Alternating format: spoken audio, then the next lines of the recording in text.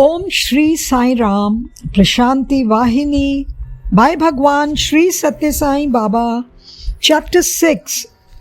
Loka Shanti is essential for Atma Shanti. The ocean is one and indivisible, but it is called by many names based on cardinal directions. So too, the Lord, the ocean of grace, is one, but He is assigned various names and forms according to the age or era of time. The holy rivers seeking to reach the ocean flow from all directions, but at the end they all reach one ocean. So too, humanity seeks and worships the Lord through various sadhanas or spiritual disciplines, and finally merges themselves, all of them, in Lord Krishna. Mankind can win happiness only by observing unity and not through differences. If thoughts and feelings run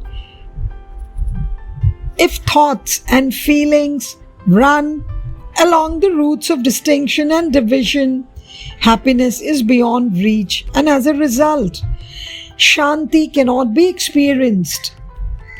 Without Shanti, man has no chance to be joyful.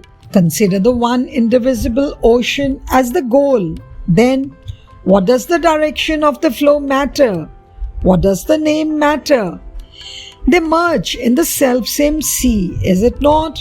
So too, sadhakas and bhaktas adopting the path of jnana or yoga or karma or bhakti or the path of shanti, dharma, satya and prema, when they reach the ocean of grace at last, through these 8 paths or directions, names and forms fade away.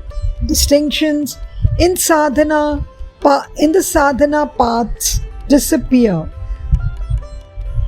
They are blessed with the merger by one powerful ocean of grace. So, unity must ever be kept before the eye.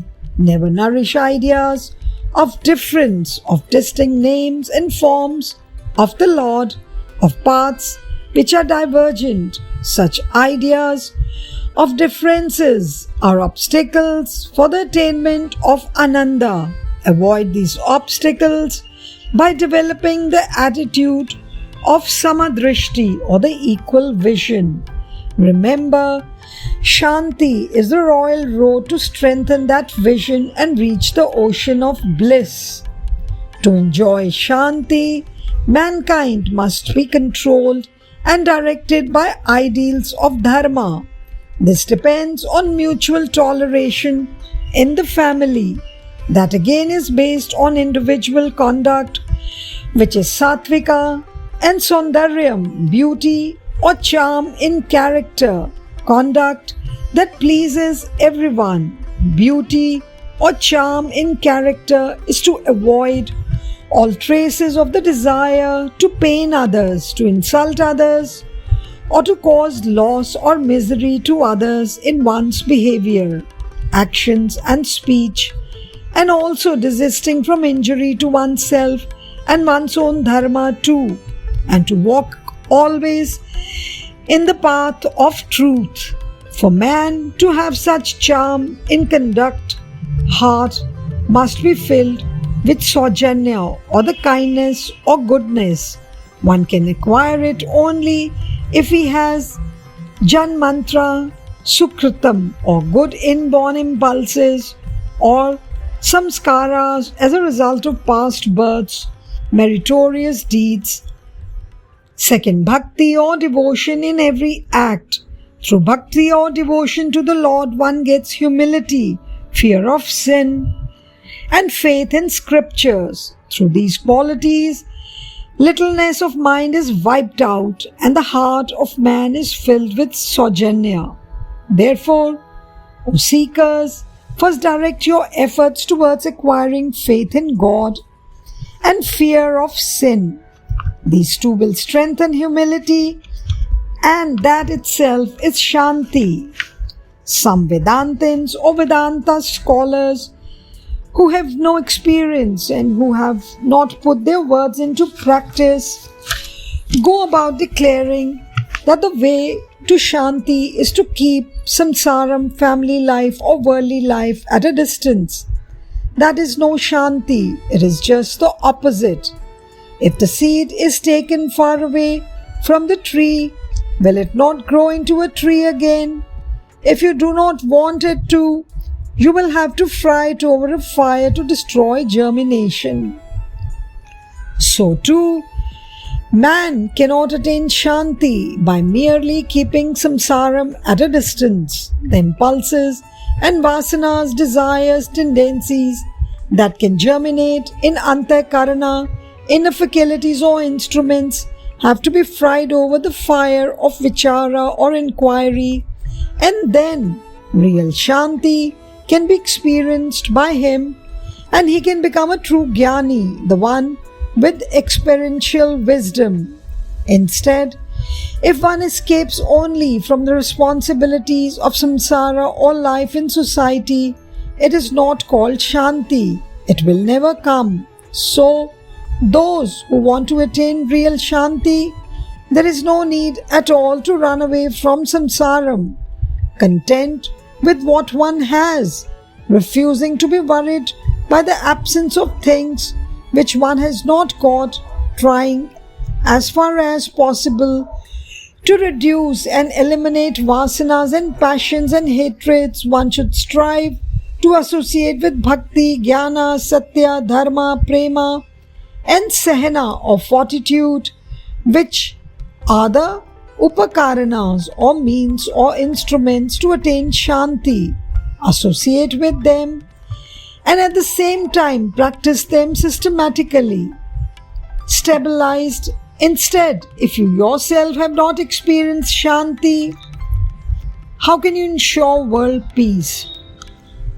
Those enthusiastic about world peace must first learn how to experience and enjoy that peace themselves. Later, they can spread that Shanti to the world outside them through those paths and help to promote it.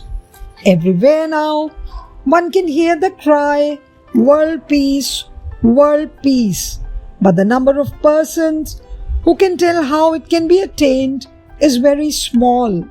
There is no one who can even picture correctly what exactly is meant by Shanti. For if one has acquired true Shanti and experienced it, the turmoil and confusions of the world will not be cognized at all. Shanti means the giving up of the pursuits or desires of the senses. Such Shanti cannot be spread and promoted. It can only be experienced by self-practice, but it is capable of being exchanged from person to person by mere proclamation. The best that can be done is to show the way to others, to inform others of its sweetness. How can another's hunger be appeased by eating your fill? The dinner alone derives satisfaction from the dinner. The diner alone derives satisfaction from the dinner. Shanti too is of such a nature. If you want world peace, you have to earn and experience Shanti for yourself. Prema and Sahana are enough to confer Shanti, but you should not concentrate on mere outward show. Let these virtues saturate your thought, word and deed. Only then can world peace be experienced. Certain others declare that prayer can bring about world peace and they ask people to pray. Of course, it is good to pray, but Shanti can never be gained by that alone. Prayer must be united with your conduct and practices. You should not pray for one thing and behave or practice in a contradictory manner. Such prayer is of no use and it is only a means of deception. The words you utter, the deeds you do, the prayers you make must all be directed along the same path. while repeating prayers for world peace or Loka Shanti. If you cannot patiently put up with others, if you slander others and look down upon them, you yourself will have no Shanti. You will experience Kranti or declination or downfall or moral deterioration. Instead of Shanti, experiencing Kranti or the spiritual illumination is beneficial, but experiencing Kranti will definitely result in sorrow only. Through world peace or Atma Anandam, bliss of the self too can be cultivated. Those who aspire for world peace will be able to have individual peace too. When food is taken by the hand to the mouth and from the mouth to the belly, the essence spreads from the belly to every part of the body. So also, if the hands are engaged in acts promoting world peace and the mouth engaged in prayers for world peace, by these two means, the essence of Shanti will spread into all parts of the world, which is but the body of the Lord. That is said to be the real Shanti. The Shanti of the world is the basis for real Shanti.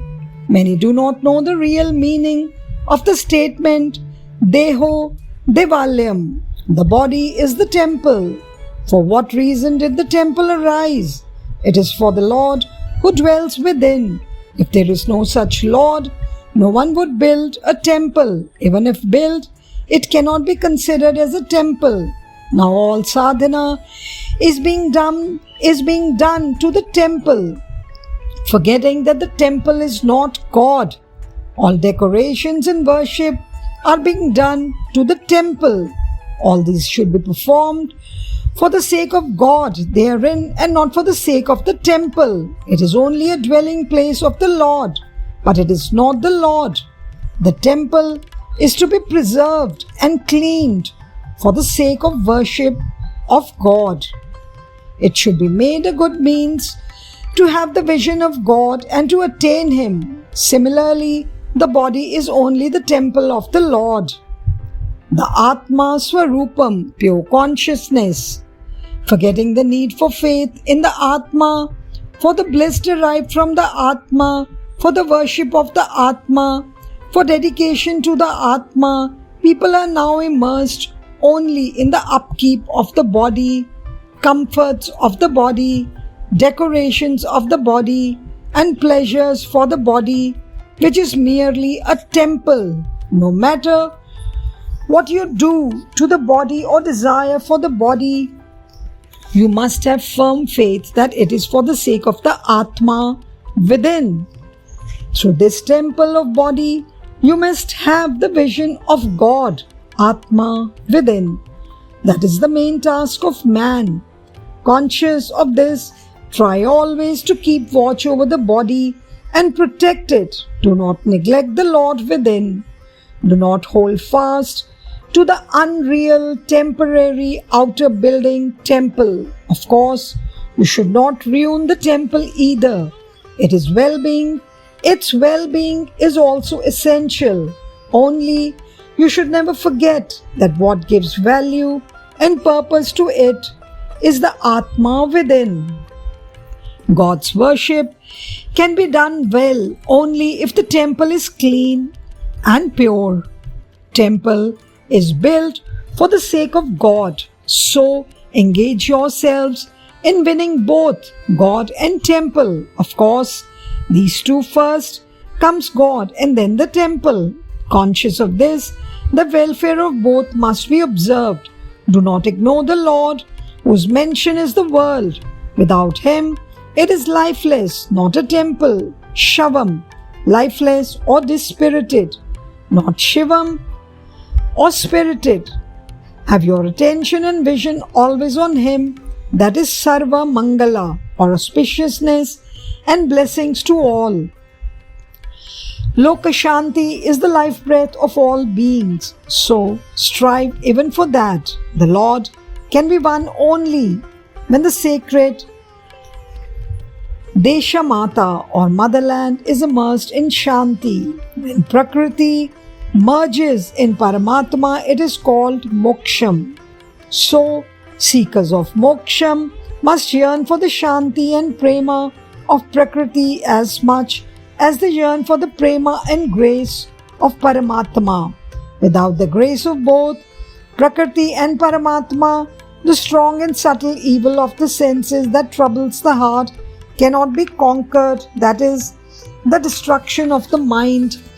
The stilling of the agitations of the mind cannot be done. Therefore, everyone has to achieve Shanti as his chief duty. There are many who argue that Atma Gauravam or the self-respect is Shanti, but they confuse self-respect with the respect given to the inferior vehicle, the body, or to one's status, that is, Vyakti Gauravam, respect to the person, not respect to the self or Atma.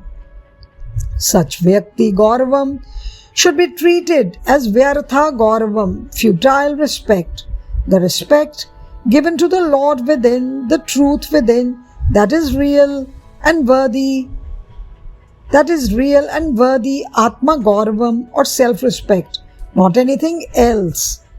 Truth is Atma, pure prema is Atma, the Lord is Atma, selfless service is Atma, respect for these is Atma Gauravam. Atma Gauravam of this type is, of course, Shanti, not the other types that are insignificant. Keeping the all-merciful Lord, the personification of truth, the Lord, whose very nature is prema, always in the memory, that is real Atma Gauravam. To earn this, one has to cast aside as worthless the respect that the world accords to wealth and status, to ignore praise and blame, derision and flattery, and engage in sadhana with firm determination and full faith in Satya or truth and the Lord, and attain fulfillment. That is real Shanti, pure Shanti, and eternal Shanti. There is no status higher than that of the Lord, no form higher than Satya or truth, no bliss higher than Shanti, no, not even in all 14 lokas and in the entire creation, now, in the past, and forever and ever. This is the truth and truth alone. Truth enveloped in the darkest maya or illusion will still shine brilliantly, however strongly you may imprison it in darkness. Its effulgence cannot be suppressed and it cannot be contained. Satya or truth can never be lifeless. Untruth can never live. You must all get firmly established in this belief. Jai Sai Ram. Saishwaraya vidmahe Satyadevaya dhimahi Tanna sarva prachodayat. Om Saishwaraya vidmahe Satyadevaya dhimahi Tanna sarva prachodayat. Om Saishwaraya vidmahe Satyadevaya dhimahi Tanna sarva prachodayat. Om